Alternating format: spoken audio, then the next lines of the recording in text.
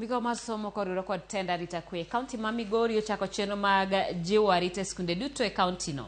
Mae biro e kinde ma meye osebedo ka wang'o skunde mathoth e pacho ka. Masira mar mach ma osebedo ka nenore e kinde ma jopuonjre odakie to ahinya tam mar adek osebedo ka kelo penjo mathoth maloyo duoko.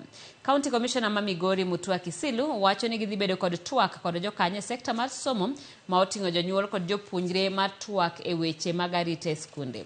Oyango magi e kinde romo mane okelo kamoro achiel directors mag somo e sub counties duto e kaunti ma Migori kod jalupgi kanyakla kod jotend arita kwe ka gitimo limbe skunde duto marango yore mag rito skundego. For one,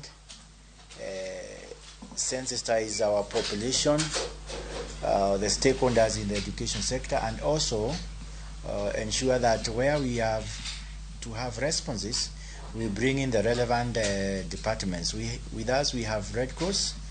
We also invited the MOH and Public Works. And going forward, even in the sub-counties, we shall be working with them. As to what triggers this, we do not want to speculate because as Migori, as we've said, we are happy, we are peaceful.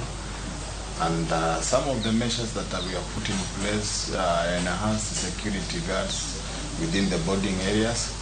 We have also encouraged our schools to install CCTV cameras in boarding areas and of course listening to learners' grievance. The dialogue is a major instrument in managing disputes in an organization.